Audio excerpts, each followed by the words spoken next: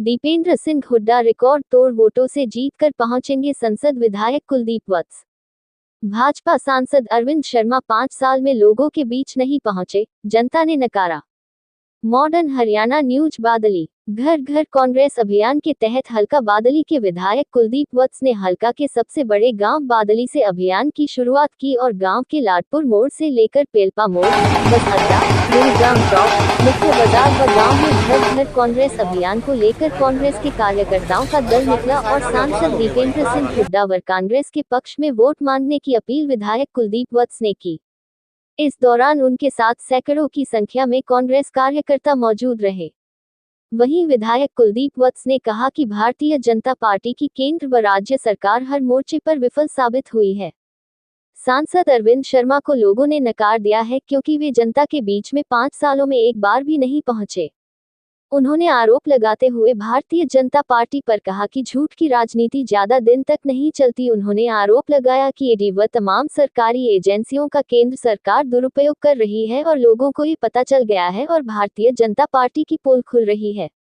उन्होंने बताया कि आगामी दिनों में कांग्रेस पार्टी पूर्ण बहुमत लेकर सरकार बनाएगी। वहीं सांसद अरविंद शर्मा को जनता रोहतक लोकसभा से बुरी तरह से धूल चटाएगी और दीपेंद्र सिंह हुड्डा को जीतकर दोबारा से संसद में भेजने का काम रोहतक लोकसभा की जनता करेगी। उन्होंने कहा कि कांग्रेस की नीति में कोई भी विरोधाभास नहीं है। कांग्रेस की नीतियां व कार्य सब साफ तौर पर जनता हितैषी है। इस दौरान उनके साथ कांग्रेस के कार्यकर्ताओं ने कहा कि अब की बार दीपेंद्र सिंह हुड्डा को जीतने से कोई नहीं रोक सकता। भारतीय जनता पार्टी पूरी तरह से फ्लॉप हो चुकी है क्योंकि उन्होंने आमजन को नहीं समझा है। इस अवसर पर लाडपुर मोड़ से लेकर पेलपा मोड़, गुरुग्राम मोड़ और गांव की मार्केट में भी विधायक कुलदीप वत्स ने घर घर कांग्रेस अभियान के तहत दौरा किया। इस अवसर पर उनके साथ मामूल बोर्ड, जिला परिषद, मोटा कोच, सतीश शर्मा पेलपा, नरसिंह फौजी, सोमरी होटल, सोमरी सिंह लोलचक, मोटा कोच, बबलू लाडपुर, नरेश हसनपुर के अलावा सैकड़ों की संख्या में कांग्रेस कार्यकर्ता मौजूद रहे। बादली से मॉडर्न हरियाणा न्यूज के लिए राकेश। दौरा कर रहे हैं कुलदीप वत्स से दीपेंद्र के पक्ष में क्या कुछ कहना है? भाई दीपेंद्र के पक्ष में हमारी तरफ से तो एक तरफा इलेक्शन करेंगे।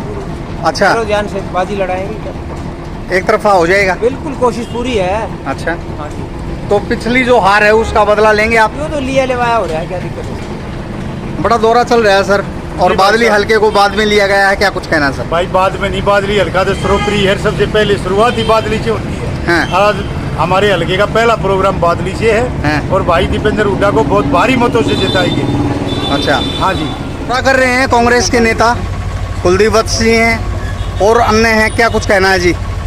आज बादली हल्के में भाई दीपेंद्र हुड्डा के लिए हमारे विधायक और दीपेंद्र के भाई साहब यहाँ डोर टू डोर करने के लिए आए हुए हैं। तो बादली हल्के का पूरा प्यार मिल रहा है। बादली गांव में स्पेशल आज डोर टू डोर है और हम कई गाँवों के सरपंच जी, बादली ब्लॉक के सारे सरपंच इकट्ठा हुए हैं और भाई दीपेंद्र के समर्थन में हो? भाई दीपेंद्र हुड्डा को पूरा समर्थन है और पिछली बार थोड़ा जो हंगा कम रह गया था, नहीं पूरा हंगा लगाओगे और भारी मताधिक दिखाओगे भाई दीपेंद्र हुड्डा का नेता ना कोई था और ना कोई भाव है। जय सर, डोर टू डोर कार्यक्रम है, लोकसभा चुनाव सिर पर है, अच्छा समर्थन आपको मिल रहा है, लेकिन बादली हल्के को लास्ट में चुना गया सर, क्या कारण रहे? धन्यवाद आपका। देखिए, पहली बात तो आज हमारे सारे कांग्रेस के सारे नेतागण और हमारे दीपेंद्र हुड्डा जी के छोटे भाई हैं छोटू हुड्डा जी, सारे मिलके डोर टू डोर हमने आज बादली से शुरुआत की। जहाँ तक आपने एक सवाल किया कि बादली को लास्ट में क्यों चुना, बादली को तो हमने जिस दिन इलेक्शन 2019 में हुआ उसके बाद से एक दिल्ली में छोड़ा है और कंटिन्यू बादली की बड़ी रैली हुई आपके सामने 28 जनवरी को।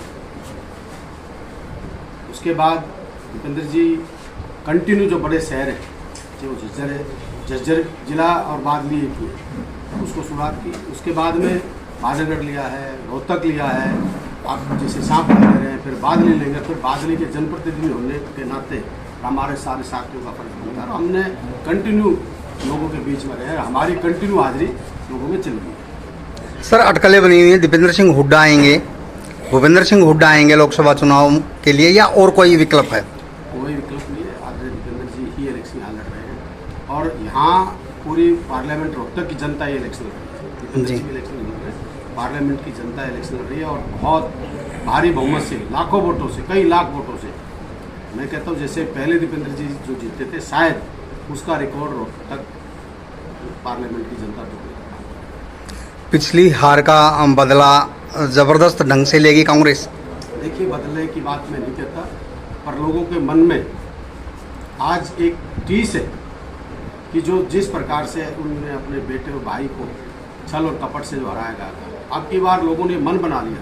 मैं कहता हूँ 36 बिरादरी के भाईचारे में ये जोश है कि हमने लाखों वोटों से, हजारों से नहीं, लाखों वोटों से जीत दर्ज करानी है और दीपेंद्र जी की जीत नहीं है ये रोहतक पार्लियामेंट की जीत। आम आदमी पार्टी के साथ अलायंस है सर, तो जाहिर सी बात है वोट बैंक भी बढ़ा होगा। देखिए, जब इंडिया गठबंधन हुआ है तो ऑब्वियसली सबको उस चीज़ का पता है। विशेष क्या रहेगा सर एजेंडा आपकी बार कांग्रेस का? देखिए, कांग्रेस कल हमारा मैनिफेस्टो आदरणीय राहुल गांधी जी ने जो देश के लिए लागू किया है, उसमें चाहे वो किसान है, चाहे वो मजदूर है, चाहे बीपीएल परिवार है, चाहे हमारे युवा है, चाहे मिडिल बिजनेसमैन है, कोई ऐसा वर्ग नहीं है जिसके बारे में विचार नहीं है और प्रत्येक व्यक्ति का इस मैनिफेस्टो में ध्यान रखा है। और जो हरियाणा की जहाँ तक बात है, जैसे चौधरी भूपेंद्र सिंह हुड्डा जी के नेतृत्व में गवर्नमेंट बनती है, पहली कलम से 6000 जो पेंशन का जो वादा हुड्डा साहब ने किया वो होगा, बीपीएल परिवारों का जो 100 गज के प्लाट के साथ 3.5 लाख रुपए का मकान बना के देने की, 500 रुपये में जो महिलाओं को सिलेंडर की बात है, युवाओं को जो रोजगार की बात है, हमारे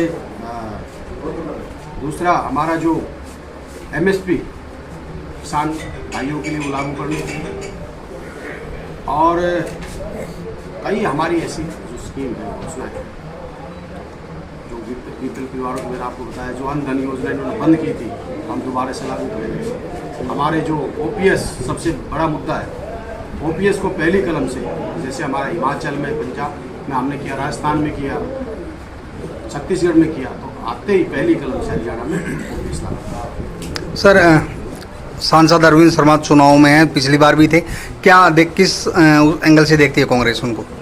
देखिए, एंगल हर आदमी अपनी लड़ाई लड़ता है, पर आपने कल देखा होगा जिस कोसली ने 90,000 की लीड दी थी, आज उस कोसली में क्या हालात है। कोसली को लोगों ने पूछा कि अब तक सांसद जी आप कहाँ थे?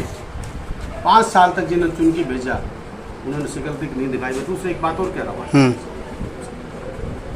5 साल तक जो आदमी ये कहता रहा जिसने बीजेपी में भ्रष्टाचार है, भ्रष्टाचार की जननी है, मनीष ग्रोवर के बारे में क्या क्या कहते थे, अमृत योजना के तहत कितना बड़ा घोटाला हुआ, इन सब ने माना। और फिर सिर्फ बीजेपी को इन्हें पता है कि हालत क्या है,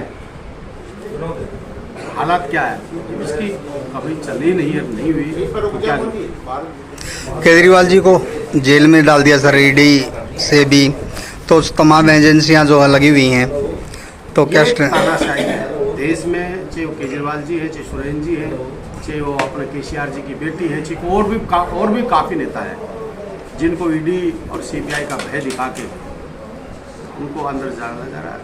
और बीजेपी के पास बहुत बड़ी वॉशिंग मशीन है और ऐसा पाउडर है जो बाहर रहते हैं तो बहुत भ्रष्ट होते हैं और जिस दिन बीजेपी में चले जाते हैं तो उनके सबके दाग बन जाते हैं। Thank you sir.